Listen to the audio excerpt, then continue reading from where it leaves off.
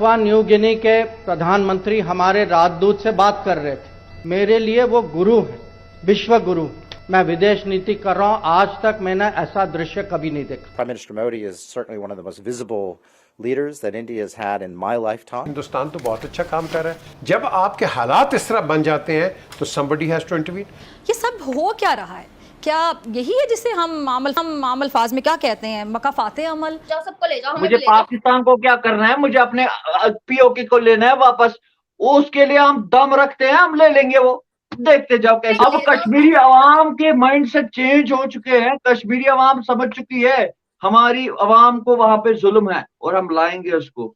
अगर पाकिस्तान को बाईपास करके इंडिया अफगानिस्तान भी पहुंच गया, ईरान भी पहुंच गया, सेंट्रल एशिया भी पहुंच गया, तो पाकिस्तान का मुस्लिम कार्ड ज़ाया हो गया, जो कि पाकिस्तान पिछले 75 साल से खेल रहे हैं। वो सियासी जमात जो अपने दौरे हुकूमत में रोज नया सरप्राइज दिया करती थी, आज उसे भी हर रोज एक से बढ़कर एक सरप्राइज मिल रहा है। हम खबर है, फवाद चौधरी का सियासत छोड़ने का ऐलान सामने आया है। पाकिस्तान तहरीक इंसाफ को छोड़ने वालों का सिलसिला जारी है। वो हम एक फ्रेंडली अफगानिस्तान की बजाय अब वो एक एनिमी अफगानिस्तान हमारे सामने आया कि ये ना हो कि यार ईरान 100% इंडिया के इन्फ्लुएंस में आ जाए तो ਅਸੀਂ कितने जावांगे, and we still treat Iran as an enemy country. ये मैं आपको बताऊं, बहुत सारे लोगों को नहीं पता। The Prime Minister is such an incredible man. I feel very lucky to have met him, and I can see that he really cares about the country. Hello friends, जय हिंद। हिंदुस्तान स्पेशल में आपका स्वागत है दोस्तों। प्राइम मिनिस्टर नरेंद्र मोदी गुरुवार को 3 देशों की यात्रा के बाद स्वदेश लौटे। अपनी 6 दिवसीय यात्रा के दौरान दुनिया के कई यादगार पल देखे गए, जिसमें पापुआ न्यू गिनी के प्रधानमंत्री का पीएम मोदी के पैर छूना, ऑस्ट्रेलिया के प्राइम मिनिस्टर का दी बॉस कहना और अमेरिकी राष्ट्रपति जो बाइडेन का प्राइम मिनिस्टर मोदी से ऑटोग्राफ मांगना शामिल है। प्राइम मिनिस्टर मोदी के साथ विदेश दौरे पर विदेश मंत्री एस जयशंकर भी थे। उन्होंने विदेश में काफी करीब से प्राइम मिनिस्टर मोदी के हर कार्यक्रम में शिरकत की। जयशंकर ने कहा कि जब हमारे prime minister Papua New Guinea में अपने विमान से उतरे और वहां के प्राइम मिनिस्टर जेम्स मरापे ने जिस तरह से उनका स्वागत किया वह अद्भुत था। उन्होंने प्राइम मिनिस्टर मोदी के पैर छुए, यह सभी ने देखा। मैं आपको यह भी बताना चाहता हूं कि उससे पहले पापुआ न्यू गिनी के प्रधानमंत्री हमारे राजदूत से बात कर रहे थे। उन्होंने उनसे कहा कि मैं भारत के प्रधानमंत्री को केवल प्रधानमंत्री नहीं मानता, वह मेरे लिए सिर्फ एक और अतिथि नहीं है, मेरे लिए वह गुरु हैं, विश्व गुरु हैं। पिछले 45 साल से मैं विदेश नीति देख रहा हूं, उसके लिए काम कर रहा हूं। मैंने ऐसे दृश्य नहीं देखे। papua न्यू गिनी के प्रधानमंत्री हमारे राजदूत से बात कर रहे थे और उन्होंने उनसे पूछा कि मैं भारत के प्रधानमंत्री को खाली प्रधानमंत्री नहीं मानता, मेरे लिए वो एक और अतिथि नहीं है, मेरे लिए वो गुरु है, विश्व गुरु।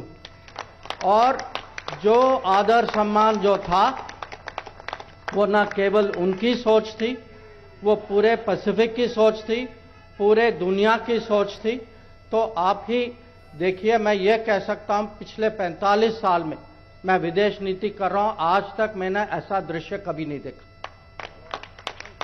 तो एक वक्त था कि इंडिया के अंदर अफगान फौजी चाहते थे, अब तालिबान भी जाएंगे ट्रेनिंग लेने, और वो तालिबान जो है वो जारी बात है फिर पाकिस्तान के बॉर्डर पे आएंगे और वो पाकिस्तान से लड़ेंगे। ये चीज़ें तो होनी है। इसीलिए पाकिस्तान भी चाहेगा कि जी हम अफगान तालिबान दुनिया इनको रिकगनाइज़ करे, लेकिन जारी बात है पाकिस्तान अकेले नहीं करना चाहता, ताकि हम अफगानिस्तान को ज़्यादा रिस्पॉन्सिबल ठहराएँ। लेकिन जो क्वेश्चन है कि जो चाबहार पोर्ट है, ये इंडिया को इससे बहुत ज़्यादा एडवांटेज है, और जिसे ये कह लें कि इंडिया को इससे काफ़ी एडवांटेज। एक तो इंटरनेशनल नॉर्थ साउथ कॉरिडोर के हवाले से जारी बात है ईरान ने इस पोर्ट को इस्तेमाल करना ही करना है, और दूसरा ये है कि इंडिया एक फैक्टर जो बड़ा डोमिनेंट है, वो कहते हैं जी कि अगर हम चाबहार पोर्ट इस्तेमाल करते हैं तो ये जो आइडिया है कि पाकिस्तान इंडिस्पेंसेबल है, कि पाकिस्तान के बगैर कुछ हो नहीं सकता, या इंडिया जो है वो सेंट्रल एशिया या अफगानिस्तान पाकिस्तान के बगैर नहीं पहुंच सकता, इस आइडिया को हमेशा के लिए आप डिस्कार्ड कर दें। सो इंडिया है ये तकलीफ दे। द क्वेश्चन इज़ कि इंडिया से अगर आप ट्रकों से चीज़ें उतार के जहाज़ों पर ला दें इंडिया में मुंबई पोर्ट से, और वो समंदर में जाएं और फिर ईरान पहुँचें, और ईरान चाबहार पे फिर उन्हें जहाज़ से उतार के ट्रकों पे लगाएं और फिर वो आगे जाए, तो एक ये चीज़, और एक सीधा इंडिया से पाकिस्तान से क्रॉस करके और सीधा अगर आपने उसको हेरात भेजना है, हेलमंद भेजना है, काबुल भेजना है, आप कहीं भी उसको भेज सकते हैं अफगानिस्तान के अंदर। सब सारी बात है, इसमें तकलीफ तो ज़रूर है फिर सारी बात है, इंश्योरेंस के मसाइल हैं, इंटरनेशनल सीज आ जाते हैं, बड़ा इंटरनेशनल वाटर्स में से गुजरना है, सो बहुत सारी चीज़ें हैं।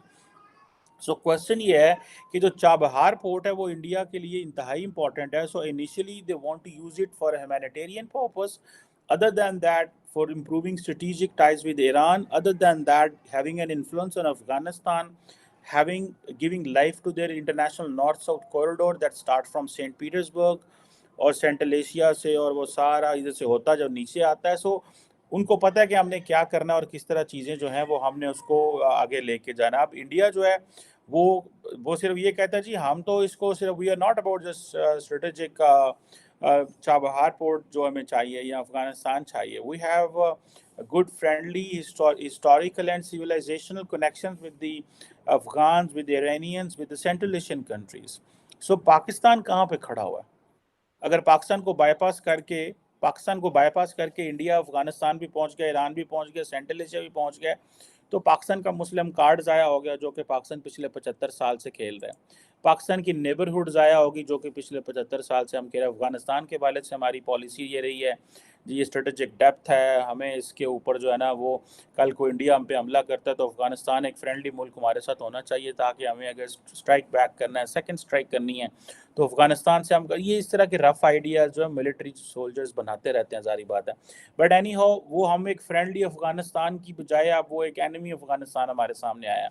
और इंडिया क्योंकि they are doing trade, business, economy की बातें हो रही हैं, इसीलिए पाकिस्तान के जो वज़ीर आज़म है उन्होंने रिसेंटली ईरान के साथ जो है ट्रेड जो पाकिस्तान अफगान जो ईरान और पाकिस्तान बॉर्डर के ऊपर मार्केट्स खोली हैं। ग्वादर में जो है वो उनकी बिजली आएगी ईरान के ऊपर, बिकॉज कि ये ना हो कि यार ईरान 100% इंडिया के इन्फ्लुएंस में आ जाए तो असी कितने जावांगे।